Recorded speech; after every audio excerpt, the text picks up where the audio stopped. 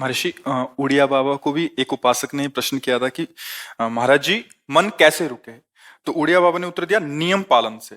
यदि हम नियम पर दृढ़ रहें तो मन हमारा क्या कर सकता है? नियम तो परमात्मा देखता है, हम लोग नियम पर दृढ़ नहीं रहते, इसी से हमारे देश की दुर्दशा है। संध्या वंदन तक का नियम जाता रहा है, भजन करने के लिए नियम की बड़ी आवश्यकता। हाँ, बड़े नियम की आवश्यकता है। तो जैसे प्रातः काल से सायंकाल तक की हर व्यक्ति की अपनी एक दिनचर्या होनी चाहिए।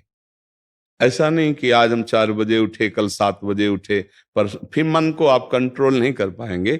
मन के लिए एक दिनचर्या होनी चाहिए कि हमको 10 बजे सोना है, 4 बजे उठ जाना है, तो फिर 4 से 4:15 नहीं होना चाहिए, 4 बजे उठ जाना, ऐसा नियम बना ले। और उठ करके हमको थोड़ी देर नाम जप करना है, थोड़ी देर हमें वाणी जी का गायन करना है, थोड़ी देर हमें ध्यान, एक अपनी दिनचर्या। फिर हम अपने संसार के कार्य के नियम, जो संसार के कार्य हैं, उनको भी करते हुए भगवान को समर्पित करें। जैसे जो पद में है, जो आपको राष्ट्र सेवा मिली है, जो आपको समाज सेवा के पद मिले हैं, या आपको जो घर की सेवा के कार्य मिले हैं, उनमें बहुत धर्म पूर्वक आचरण होना चाहिए। अगर आप अधर्म आचरण करते हैं, अपने पद का दुरुपयोग करते हैं, तो आप सुबह जग करके थोड़ा माला चला लीजिए, फिर भी आपका कल्याण नहीं होगा, क्योंकि आप अपने पद का, अपने सेवा का दुरुपयोग कर रहे हैं। जैसे हम जानते हैं कि अधर्माचरण है, ये अधर्मी है, हमें पता है दोषी है, और वो हमको कुछ धन दे देता है, और हम उसको मुक्त करवाने की बात सोचते हैं, और जो निर्दोष है उसको फंसा देते हैं। अब तुम चाहे जितना माला चलाने की कोशिश करो या दान पुण्य करो, वो तुम्हारा अधर्म आचरण, वो अधर्म का धन तुम्हें सतमार्ग में नहीं जाने देगा। नियम लेना चाहिए कि जिस पद में है, जिस धर्म में है, जिस कर्तव्य में है, चाहे कुछ भी हो जाए, हम अपने कर्तव्य से विमुख नहीं होंगे। जितना जप महान है, उतने कर्तव्य महान है। दोनों बातें समझना है। माला फेरा और इसके बाद बेईमानी, अधर्माचरण, इनका कोई नियम नहीं है कि हमें कैसे चलना है, तो वो माला काम नहीं कर पाएगा, क्योंकि उसका तभी सत्य भाव माना जाएगा माला जपला जब धर्माचरण है। धर्माचरण नियम से। बोले वो बड़े कट्टर नियम वाले हैं, उनको घूस नहीं, आप उनको भयभीत करके नहीं काम करवा सकते, प्रलोभन में काम नहीं करा सकते। ये हमारी गृहस्थी है ना, तो गृहस्थी के पालन के लिए धन चाहिए, और धन के लिए हम धर्म को आगे रखें, धन को नहीं। धर्म को, हमारा कर्तव्य क्या, प्रायः जैसे पूज्य बाबा ने कहा, आज हमारे देश में बहुत दुर्दशा हो रही है। दुर्दशा हो रही, क्यों? क्योंकि सब अपनी जगह से गलत हो रहे हैं। अगर अपनी जगह हम ठीक रहे तो हमारी दुर्दशा नहीं होगी। हमारा भजन कम होगा, लेकिन हम धर्म से चल रहे हैं तो हम विजयी होंगे। हम भगवान को प्रसन्न कर सकते हैं, क्योंकि हमें जो कार्य मिला है वो भगवान का ही कार्य, सृष्टि भगवान का कार्य। जैसे नए बच्चे कुछ वकालत पढ़ रहे थे, तो यहाँ आके प्रश्न किया था कि हम जानते हैं कि वो दोषी नहीं है, हम जानते हैं कि वो दोषी है, पर दोषी हमें पैसा दे रहा है, तो हम वकालत पढ़ी इसीलिए, हम उसको जिताएंगे, तो क्या कोई पाप है? तो उनका खुला पाप है।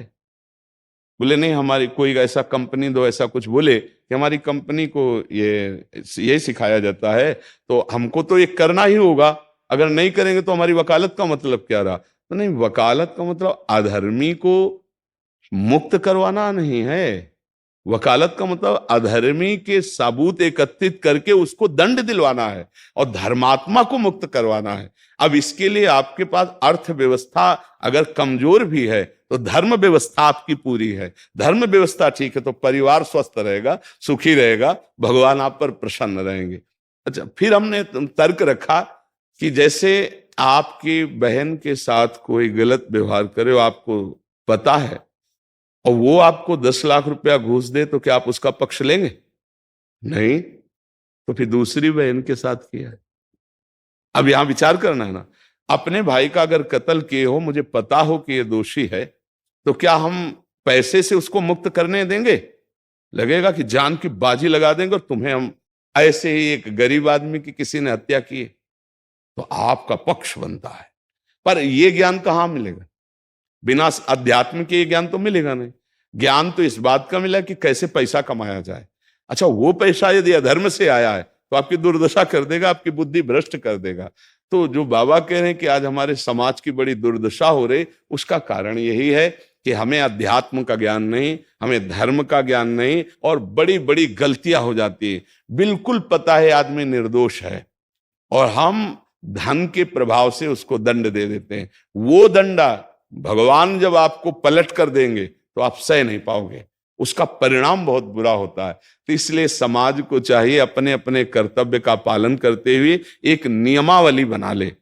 जैसे कुछ दुकानों का नियम होता है कि वहां फिक्स रेट होता है, नहीं होता?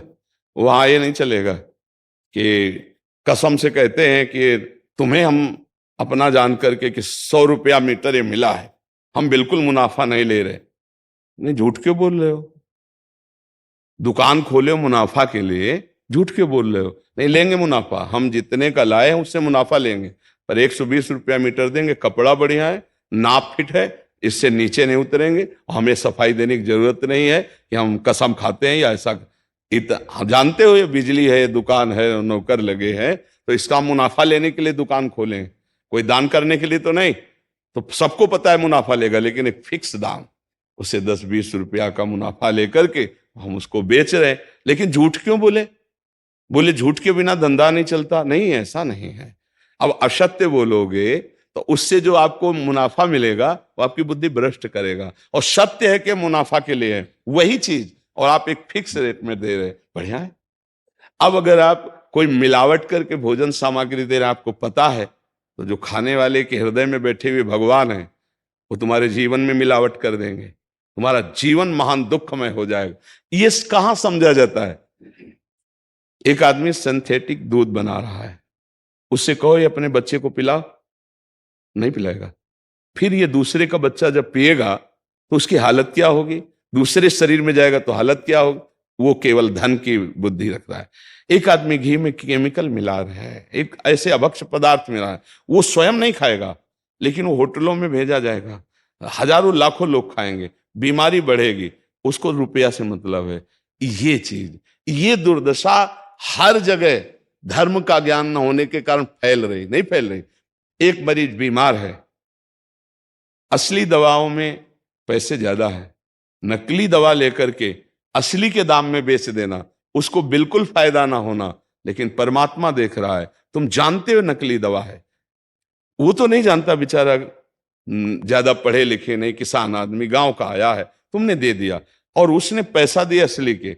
अब वो पैसा तुम्हारी बुद्धि भ्रष्ट करेगा, तुम्हारे परिवार में कलह पैदा करेगा और तुम्हारा पतन कर देगा। ऐसे हर डिपार्टमेंट में, हर विषय में यदि हम अपने धर्म से चले, अपने सत्य से चले, और थोड़ा भी भजन होगा, वो आपको उत्तम गति प्रदान करेगा। पर ऐसा कहां समझ में आ रहा? अध्यात्म के बिना भला ऐसा समझ में आएगा? तो इसीलिए कह रहे हैं हमारे देश की दुर्दशा हो रही। पूर्वजों में पहले यह था कि हमारा धर्म नहीं जाना चाहिए चाहे प्राण चले जाएं, हमारा चरित्र नहीं जाना चाहिए चाहे सर्वस्व नष्ट हो जाए। आज इसकी कोई परवाह नहीं, तो उसी से बुद्धि भ्रष्ट हो जाती है, जीवन एक पशुवत आचरण वाला हो जाता है, और वो अपने को बड़ा सुखी समझने लगते हैं कि हमारे पास बड़ा वैभव है। लेकिन प्यारे, उस दिन को याद करो जिस दिन तुम्हारा आखिरी समय होगा, ना तुम्हारा फार्म हाउस जाएगा, ना महल तुम्हारा जाएगा, ना बैंक बैलेंस जाएगा, ना कोई व्यक्ति, और ना ये शरीर। अब तुम्हारे कर्म तुमको भोगवाएंगे। उस समय की कौन याद करता है? अगर उस समय की याद हो तो भय लग जाए कि नहीं नहीं, पाप नहीं करूंगा, क्योंकि जाना है यहां से। अच्छा, कब जाना कुछ पता नहीं, किसी भी समय ट्रांसफर हो सकता है इस शरीर से।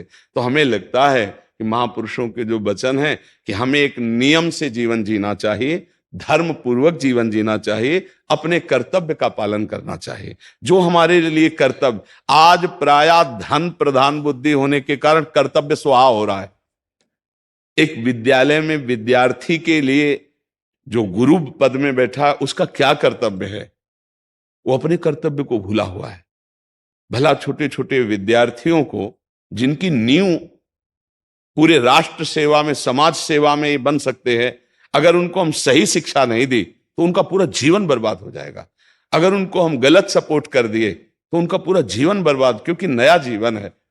और जगह जगह अपने अपने कर्तव्यों का यदि पालन किया जाए तो पूरा समाज सुखी हो जाए। लेकिन कर्तव्यहीनता आ रही, कोई अपने कर्तव्य को नहीं समझ रहा है। तो यही बात महापुरुष जनों को दुख लगता है कि अगर सब अपने कर्तव्य का पालन करें, धर्म का पालन करें, भगवान का नाम जप करें तो सब सुखी हो जाए। सुख सब चाहते हैं और आचरण दुख वाले करते, इसीलिए सुख नहीं मिल रहा है, परिणाम में हमें दुख मिल रहा है। सच्ची मानना, वो रुपया पूरे परिवार में अशांति पैदा कर देगा। और धर्म पूर्वक 100 रुपया लाओगे और 4-5 परिवार के बैठ के नमक रोटी खाओगे, आनंद से सोओगे, बड़ा प्यार रहेगा, भगवान की कृपा रहेगी। पर ये बात समझ में नहीं आती है। तो ये वृत्ति अगर छोड़ी ना जाएगी तो कुछ भी कर लो, कहीं भी दान पुण्य कर लो, लाभ नहीं मिलेगा। अगर दान देने की बात कही गई है तो धर्म पूर्वक कमाए हुए धन से। अगर आप मेहनत से कमाए हो ना, 10 रुपया दे दोगे ना, तो 10 रुपये का वो आटा लाके अगर 2 रोटी खाएगा तो खूब वजन होगा। और आप 1 लाख रुपया बेईमानी कर रख दोगे ना, तो बैठे बैठे वो गंदा ही सोचेगा, वजन नहीं होगा। उसका गंदा सोचना और आपका गंदा करना, दोनों मिल करके उसके कारण भी तो आप बने ना, तो आपका ही पतन हो जाएगा। उसको तो भगवान बचा लेंगे क्योंकि भगवान की शरण में है। तो मुझे लगता है अधर्म के धन से कभी किसी को लाभ नहीं मिलता। तो अपने कर्तव्य का पालन करते हुए यदि नाम जप किया जाए तो बहुत जल्दी हमको लाभ प्राप्त हो जाए।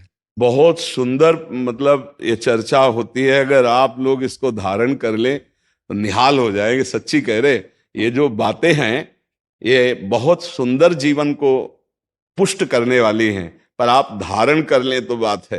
नहीं तो जैसे लाभ दिखाई दे रहा 50,000, तो ये बातें भूल जाओगे, ये बातें अच्छी नहीं लगेंगी। हे यार, बहुत बढ़िया काम घर में आएगा, पर हमारी ये बात ध्यान रखना, वो 50,000 घर में अशांति पैदा कर देगा। सच्ची मानना, आप धर्म से चलना, धर्म से चलोगे तो भगवान तुम्हारी रक्षा में रहेंगे। अधर्माचरण, देखो कैसी कैसी घटनाएं होती हैं। बढ़िया कार है, फिल्मी गाना लगाए चल रहे हैं, और वो एक्सीडेंट हुआ, आग लग गई, बाहर निकल ही नहीं पाए, वो अंदर ही जल गए। क्या हुआ? ये करोड़ों रुपए की कार भूंज दिया तुमको अंदर ही बैठाल के, धू धू करके आग लग गई, अंदर जल। ऐसे जलना चाहते हो या भगवान के आनंद में चिंतन करके शरीर छोटे हो फिर दाह संस्कार हो ऐसे कि सब लोग भगवान के नाम का कीर्तन करते ही जा रहे, फिर आपका अंतिम संस्कार वहां जीवित जल गए? क्या हो सकता है? एक एक पल तुम्हारे कर्म का हिसाब होगा, एक एक सेकंड का। ऐसे कर्म करो कि हमारा अच्छा हिसाब हो, बुरा हिसाब। ये मत समझो कोई देख नहीं रहा, वो देख रहा है जिसको हिसाब कर रहा है, वो देख रहा है। उसके लिए कोई वकील या किसी सबूत की जरूरत नहीं होती, वो सर्वांतर्यामी आपके अंदर बैठे ही देख रहा है। तो सदैव जैसे सत्संग सुन रहे हैं, तो अगर हाथ जोड़ के प्रार्थना है, थोड़ी भी बात मान लोगे तो आप सच्चे सुख के मार्ग में चलने लगोगे।